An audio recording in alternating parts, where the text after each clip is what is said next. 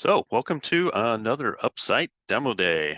So we are getting ready to go down to RSA, and we will be in the early stage expo at booth 48. So this is our first show as UpSight, and really we're just kind of wanting to do kind of a preview of what we're going to be able to demo there and make that available to everyone who can't attend.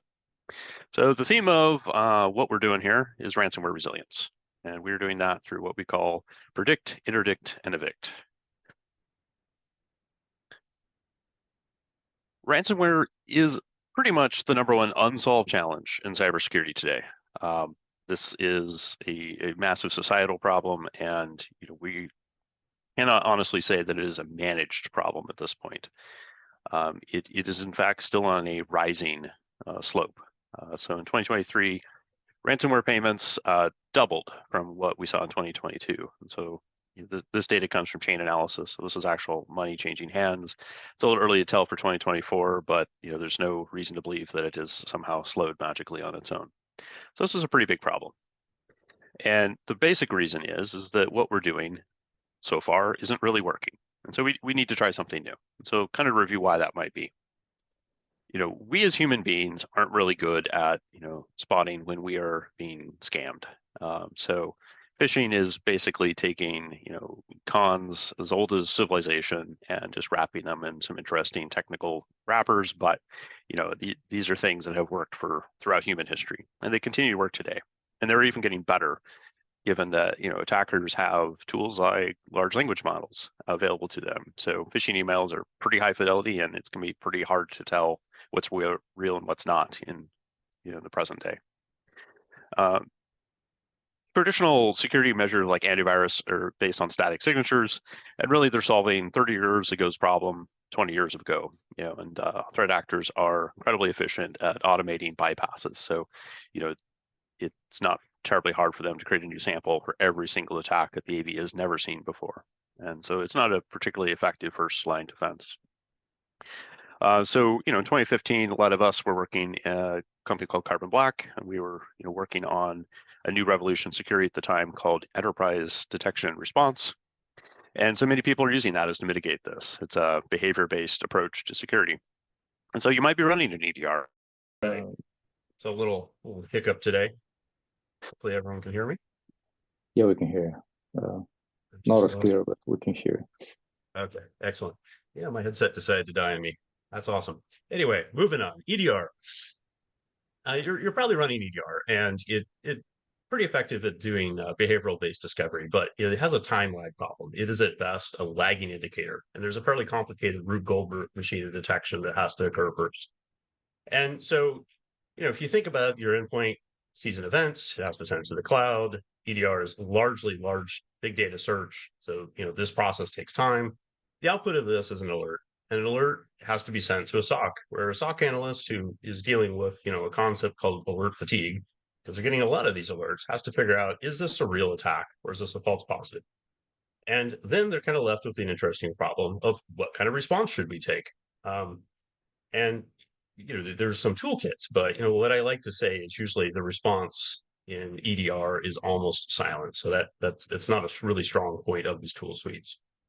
And so it kind of talks to where attackers are today, is that they are moving much faster than they used to in the past. So it's not unusual to see attacks nowadays that can go from initial access to deploying their payload in under an hour.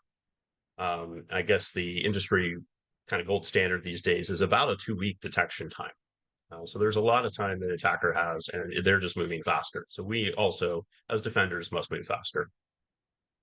And that's why we built UpSight. So UpSight is a purpose-built anti-ransomware engine using next-generation AI to provide scaling. And we can detect attacks on the endpoint in seconds and auto-remediate using the AI model on the endpoint. Well, we do this through a 3-step process: the predict, interdict, and evict. So starting with predict, our technology is really based around looking at attacker behavior like a language. And so we have built a language model that looks at the behavior the attacker is doing, and we start to make predictions about, if this is an attack, the attacker's next move is going to look like this. And so we predict the next word, so to speak. And it's easiest to think of these as the techniques in the MITRE attack matrix. But when we see those predictions coming true, we take action. And many security products do this. So that part isn't too surprising. But what is really the struggle, and why I kind of say, well, the response is almost silent, is that the job is not done. Just by stopping the last thing you saw, you don't really remove the attacker. The attacker has a lot of goals of setting up persistence and re-enabling backdoors so they can get back into your network. So you really have to do a much more thorough job, which is really where the advantage our technology has is coming into play, is that we can walk back the sentence structure that we've built, and we can get rid of those backdoors and persistence mechanisms and actually remove the attacker from the network. So let's get to some demos.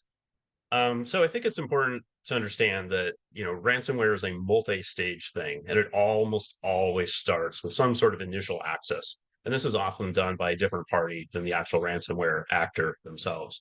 So they buy access from initial access brokers who are doing the phishing campaigns, and they seek to steal credentials, which they then effectively sell to ransomware actors to try to extort further money. So we are most effective against ransomware by simply stopping initial access. So let's do some live demos. I'm going to turn it over to Freddie, who is our director of threat research, and he's going to show you some initial access actors. Thanks, Tracy. Can you share my screen here? So yeah, we have an UpSight protected machine, and it's going to be pretty simple. Just open Chrome, going to download, going to pick Redline. We've executed the rest of those samples before, which Mackenzie is soon going to show you on the console. So yeah, downloaded Redline, going to extract the stealer sample, password, as always, infected. And we're going to pick this sample. Let's execute it. And it's obviously going to get prevented. Should be, oh yeah, here's the pop-up UpSight notification that we've terminated it because it acted as an info stealer malware. And I guess with that, I'll send it over to Mackenzie. Awesome. Thanks, Freddie. Let me grab screen share here. So hey, everybody, my name is Mackenzie. I'm a dev here at UpSight, primarily working on our console experience. I just want to take you through a couple updates that we've made to our console since our last demo, as well as highlight that credential theft malware sample and a couple others that Freddie just ran for us. So as you can see here at a new screen, or relatively new, if you haven't seen the UpSight console in a couple months, we've gotten a dashboard page now, which is super useful for getting a really quick overview of the health of your organization. We've got some information about devices with the UpSight client installed over here. We can see which ones have been checking in and which ones haven't. We got a timeline of threats that have been interdicted over the past day, week, or month by the UpSight client, as well as a breakdown over here on the right of the different tactics and also techniques that we've seen, so we can kind of see across the org, which MITRE tactics or techniques have been most prevalent in the threats that we've seen and interdicted. And specifically here, these counts aren't of events, but of something unique to the UpSight product that we call attack graphs. And to talk more about that, I'm going to jump over to our demo org here for initial access so I can show you what those look like. So I'm jumping over here to the events page. And for those of you who have been to prior demos or have played around with the UpSight product in the console, this will look a little different. It's new. We're not showing the events as our default view. Those are still accessible over here in this tab. But that view is more in line with that traditional EDR experience, right? Just the kind of full fountain hose, all the events that we've collected. UpSight isn't EDR, right? We're the new next better thing. And we want to show the events the way that the UpSight client is actually seeing them in real time, and the way that we're conceiving of these attacks in a more simplified manner. And so we've broken these down into what we're calling attack graphs. And you can see each row here represents a unique attack vector or graph that has happened. These are various samples that Freddie has ran over the past couple of days in this organization. And I just want to break down a couple of things we're seeing here. On the left, you can see we're getting a high-level view of the graph in terms of event counts, right? So how many events are in the total graph, as well as how many of them did the UpSight client take some enforcement action on, right? In this case, blocked or terminated. So we get a really quick view of the complexity and scope of the graph, as well as the enforcement that the UpSight client did. And then my favorite part is right here in the middle. We actually get a simplified MITRE attack matrix, right, specific to that attack graph. So we get to see, in the order laid out by the tactics kind of order by MITRE, which ones were present in this attack graph. And a lot of these are going to look similar, right? These are all cred theft malware. So we're seeing a lot of that initial access being mark of the web, right? We're tagging it as that since we've downloaded it from Chrome. Most of them have a mark of the web bypass evasion technique. Some of them have a couple other different things here in the middle, some execution or other evasion techniques. And then finally, at the end, we can see there's that credential access, scraping creds from web browsers, or some of them from LSAS. What depends on which one it was. But you can see really quickly, all right, we get a sense of how many of these attacks have run across organization, specifically what they are, what is the root cause, what is the initial access vector, and what were they trying to do? And really quickly, we get an understanding of what those look like. So let's pick a sample here and go take a look at it on our attack graph. This is familiar for most of you who have seen our demos before, but here is the UpSight attack graph. Again, we can see now more detail about how this attack happened. If we scroll over to the left, we can see Chrome at the beginning. Again, we saw Freddy download that 7-zip file. We scroll down, we can see this one in case it's Raccoon. There's a red line sample I can find as well. But right, comes down from Chrome, gets extracted, has that mark of the web bypass, does a couple other evasion techniques, and then finally we block it several times from trying to scrape creds from the web browser before we finally terminate that process. I believe, let's see, I think this one might be red line. We open this one up as well. Should see a similar thing. Again, yep, so here we go. We got red line. Once again, zoom out, you can see this one's got a bit more events in it, but same story, downloading the file, tagging it with mark of the web, seeing its evasion technique, and then blocking it from stealing creds all the way until we terminate the process here at the end, all the way down. And yeah, so that's how UpSight detects and prevents cred theft. As Tracy mentioned, this is usually the initial kind of stop on the way to ransomware. So and as far as that goes, we've blocked that and you're good to go there. But I'll toss it back over to Tracy, who's going to talk a bit more about the second piece now. Thank you, Mackenzie. Pretty cool. Really always like seeing the new attack chains view. And so, to kind of return to what we were talking about. So, we do a lot of that work just by preventing initial access. So, if you stop the attack there, you never need to really worry about the payload. Ransomware is typically the payload. And, the business of ransomware, it's a multi-party thing. So initial access is sold to ransomware actors who may in fact also be, buying a software kit to actually do the ransomware from another party.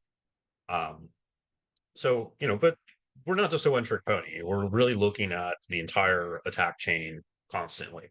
And so we wanted to kind of show you, well, what does it look like when UpSight gets involved later in the attack chain at the point of payload deployment?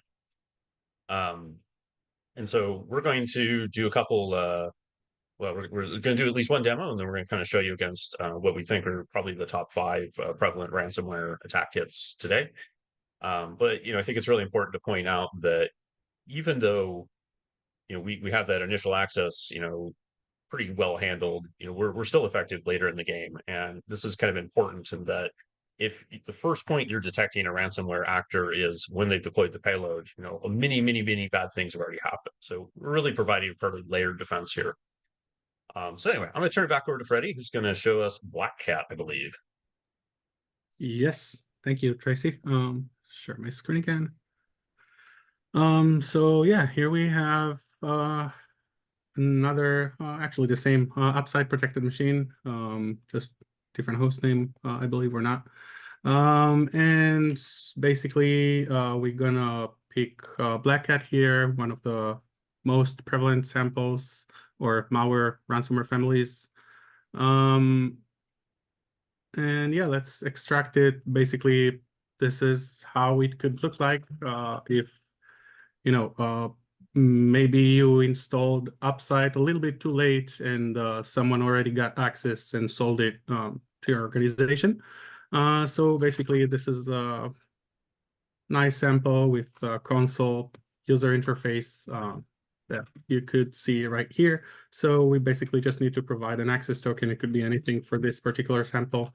So we'll just enter something.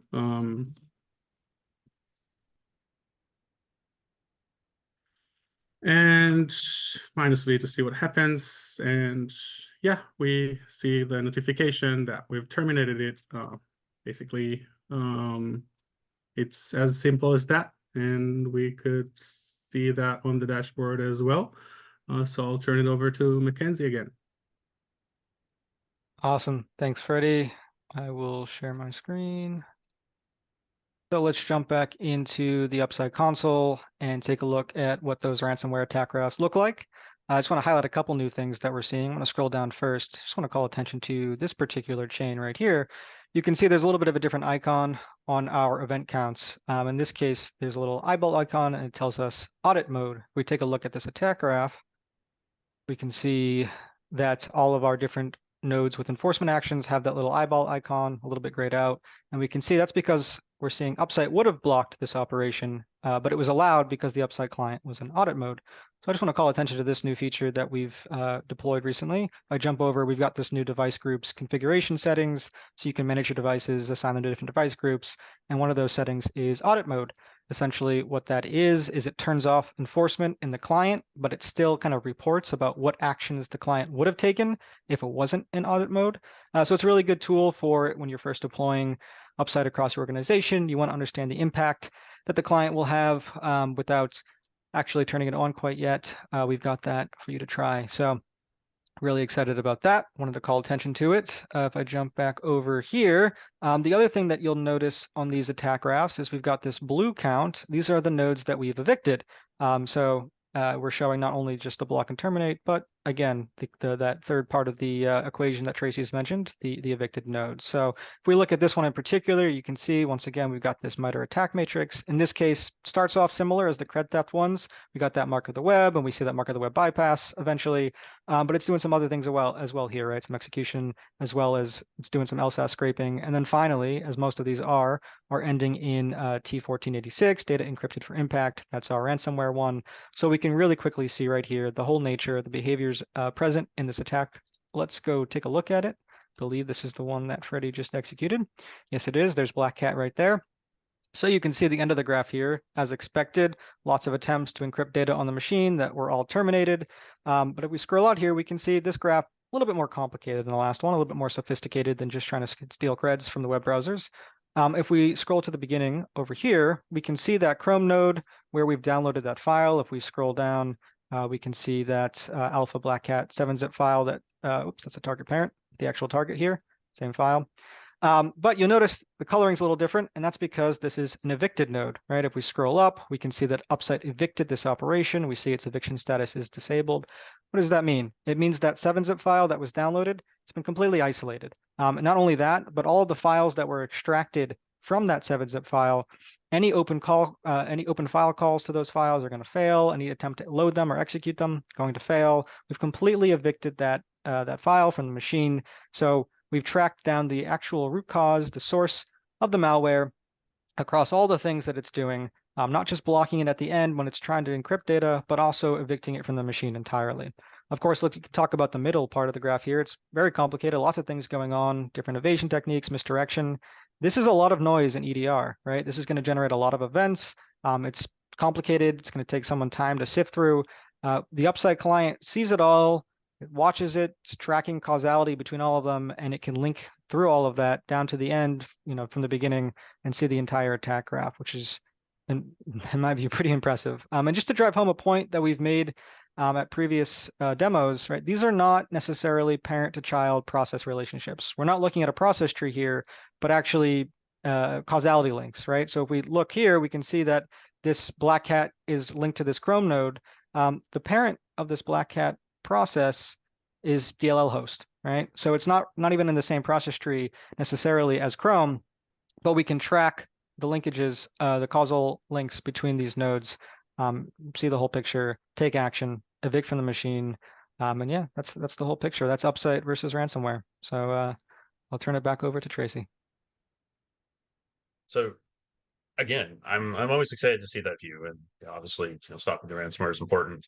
And I think it's also worth pointing out that the significance of Black Cat is that that was the actor, that was responsible for the Change Healthcare incident a few months back. That impacted a lot of people, directly by not being able to access, pharmacy benefits. But I think it really drives home, the point I'm trying to make here is that backup is not really an anti-ransomware strategy. It's a disaster recovery strategy. And, disaster recovery, it should always be part of any business's continuity plan. But really the best plan is to just not have that disaster. And that's really where UpSight comes in is, we're trying to make sure that, small fires never get to the point where you have to pull a major incident response program where you're disconnecting from the internet and basically not doing business while you're trying to recover from a ransomware attack. And kind of similarly, insurance is a good part of a disaster recovery plan, but insurance exists as a disaster recovery plan. It does not make you whole. So we firmly believe that resiliency should be found through our predict, interdict, and evict, and that's what we're here for. Anyway, that's almost everything we had for you. But before we leave, we'll call to action is that also quite recently, we've enabled the ability to self-sign up. So you can visit UpSight.ai, click the sign up link, use a Google or Microsoft account to sign up.